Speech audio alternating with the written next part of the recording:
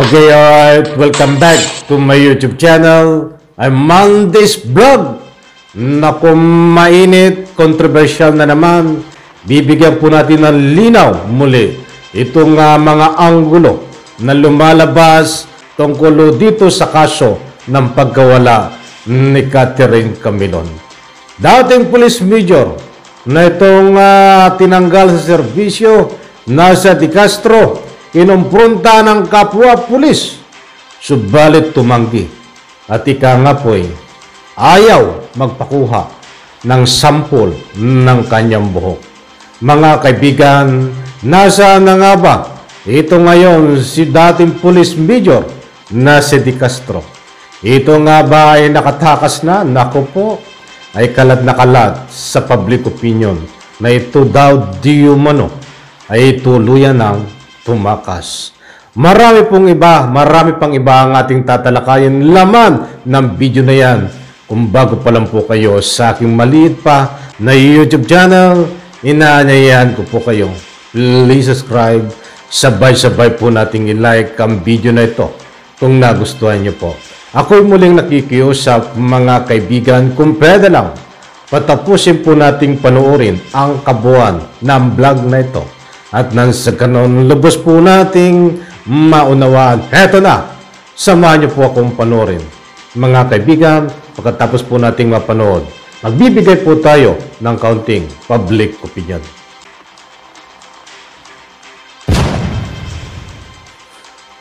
Yung kanyang unan, merong nag-harvest, naghanap ng mga hair strand. Or sa banyo, pagkatapos siya maligo, may sasalisi papasok doon, mangolekta ng mga buhok. Sigurado ako may mga buhok na lagas doon sa pagligo niya.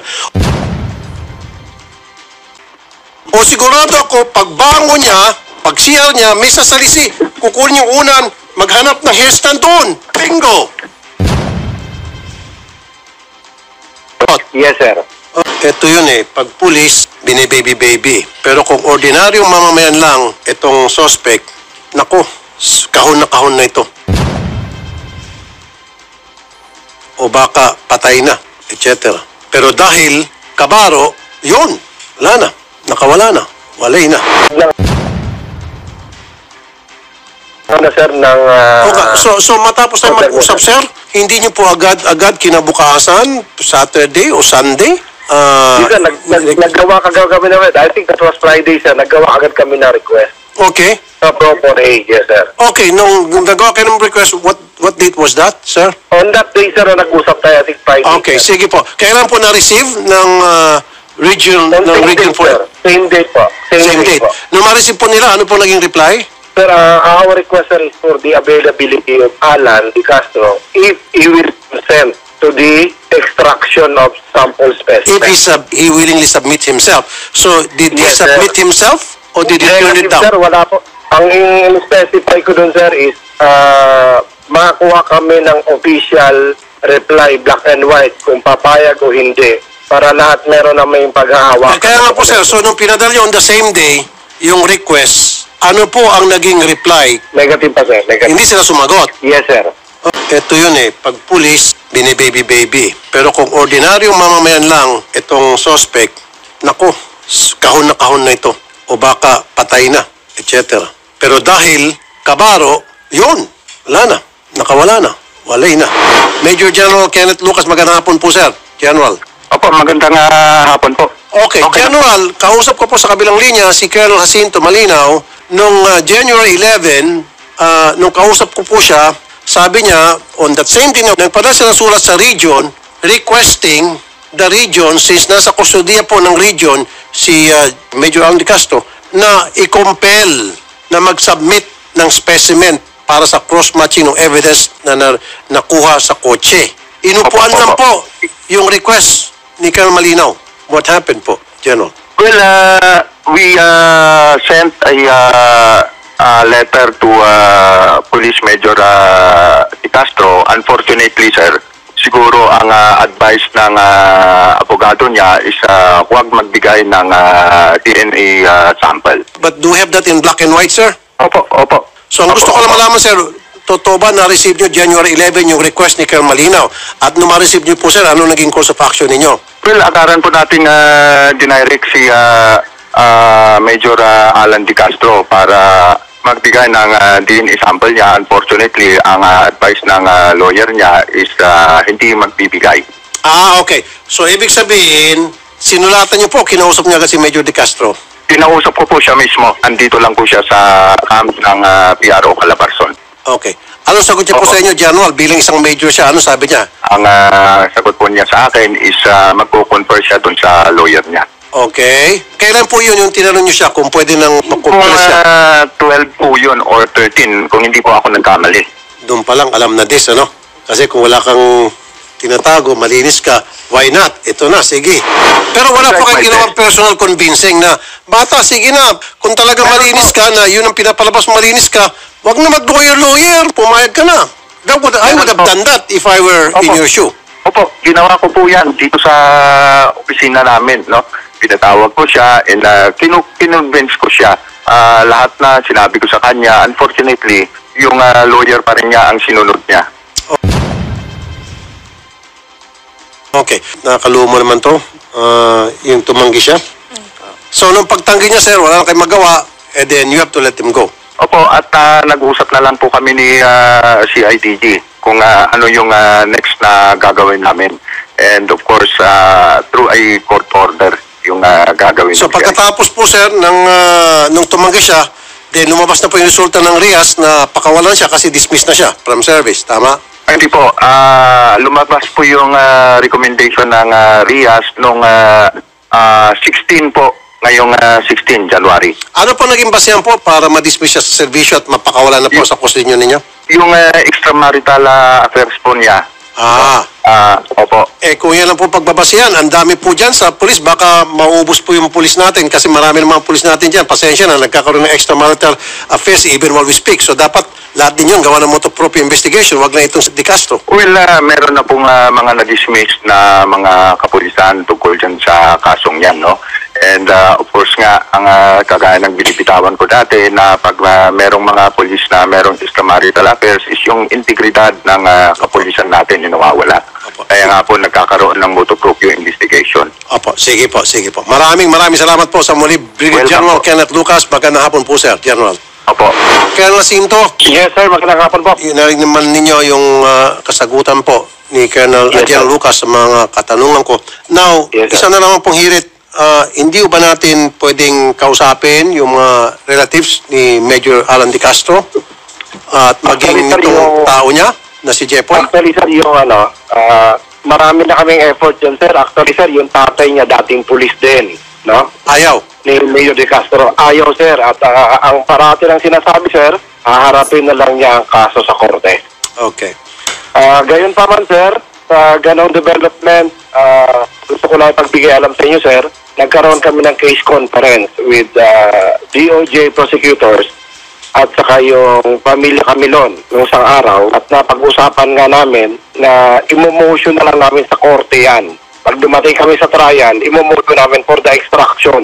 Blood, hair, at saka drug test, sir. Colonel, alam nyo kung talagang magaling lang kayo, kung talagang gusto, maraming paraan. I'll tell you kung paano. Makinig kayo, hindi ako pulis, ha? Kayo ang pulis. Pero siyempre, sir, hindi patama sa inyo to. Siguro sa mga taga-region, kung gusto talaga siya makakuha ng ebidensya, ilang araw na siya dyan sa region, sir? Ilang araw na?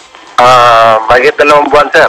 Okay. Wala ko lang 3 buwan. Pagkatapos kayo makakuha ng buhok sa kanyang sasakyan, sir, siya ay may tinutulugan. Sana pag alis niya, yung kanyang unan, meron doon? Nag-harvest, naghanap ng mga hair strand. Or sa banyo, pagkatapos siya maligo, may sasalisi papasok doon, mangolekta ng mga buhok. Sigurado ako may mga buhok na lagas doon sa pagligo niya. O sigurado ako, pagbango niya, pag CR niya, may sasalisi, kukunin yung unan, maghanap ng hair stand doon. Bingo! Pwede po yun, sir. Pwede nga po yun, sir. Kaya nga, ba't hindi ginawa? Okay, alright. Shout out. Maraming salamat, Senador Rapi Tulfo, sa paggamit to. Ipahintulot ang paggamit ng inyong video clips. Okay, ito. Talagang mainit. At madalian lang. Wala na tayong oras sapagkat eto nga, kinumpronta ni General Lucas itong nung nandiyan pa naka-restrict sa kampo. Itong si dating major na natanggal sa pagkapulis na tinuturong utak na si De Castro, subalit tumanggiho. Tumangging magpakuha ng hairs, itong buhok na ikukumparaw. Dahil hindi naman po lingid sa inyong kalaman, mayroon pa pong isang ebidensya na nakuha diyan sa ikangay sasakyan na sa lalaki. But hindi po nila ma-identify kung kanino itong buhok na ito. Kaya't nandyan po nakatingga, hawak po ng kinaukulan. Kaya't nagkaroon nga po na kunan ng sampol itong si De Castro, subalit tumanggiho. Kahit anong gawin ay tudo tanggi. Ay isa lang po ang ibig sabihin yan. Katulad nga po ng sinabi ni Idol Rapi Tulfo ay kung wala kang kasalanan at kung sa palagay mo ay hindi mo pag-aariyan at kung talagang ika nga po malinis ang iyong pagkatao na hindi ka talaga sangkot sa ganitong pagkawala ni Catherine Camilon, ay bakit tayo mong voluntary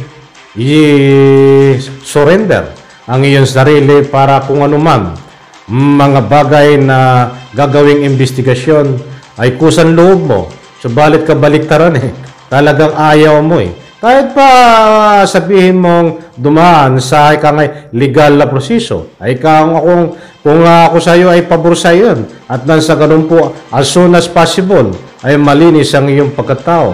But lumalabas dito ay talagang according dito sa kuro-kuro ng mga public opinion diyan sa comment section, kaya ayaw mo magpakuha ay dahil talagang guilty ka di umano De Castro. Okay, medyo pinadaan na lang po natin ng kaunti at dumako naman tayo dito sa mainit na usapin. Kahit saan po tayo pumunta ay nakatakas na daw di umano itong si De Castro at nagpunta na daw di umano sa ibang country. Ay wala pa po tayo nakukuha na po mga impormasyon na po kung saan man dapat tayo kumuha. But nirerespeto ko po ang inyong mga public opinion diyan sa comment section dahil kalat na kalat. At huwag po kayong mag-alala. Dito tatalakayin po natin yan. Kung talagang si De Castro ay nakatakas pa, ayaw ko nang nakatakas na, ayaw ko naman ho kayong bigyan na ika nga po public opinion, na ika nga wala po tayong pinagbabatayan. That's why sa lalong madaling panahon ay kukuha po tayo ng anumang mga impormasyon tungkol sa kumakalat na talagang nakatakas na daw di umano lumabas na ng bansa itong si De Castro. Muli po uulitin ko, wala po tayong konfirmasyon kung ito ay nakatakas na, but napakalakas daw ho. Napakalakas na ito ay lumabas na ibang bansa. Ayon po sa ika nga po ating mga mahal na netizen. Yan ay punto de vista, public opinion na ika nga po nagbabase po tayo diyan po sa ruling ng video na ika nga po pinakita ko po sa inyo. Maraming salamat. Pagpalain po tayo lahat. Sabay-sabay po nating i-like ang video na ito. Abangan po bukas ang mainit pa. Kung ano mang sariwa, mainit na updates tungkol dito kay Catherine Camilon sa pagkawala niya. At siyempre, kung ano pa man nang tatalakayin po natin tungkol dito sa ika nga po pagkatao ni De Castro, mga kaibigan. Bye-bye, palapakan.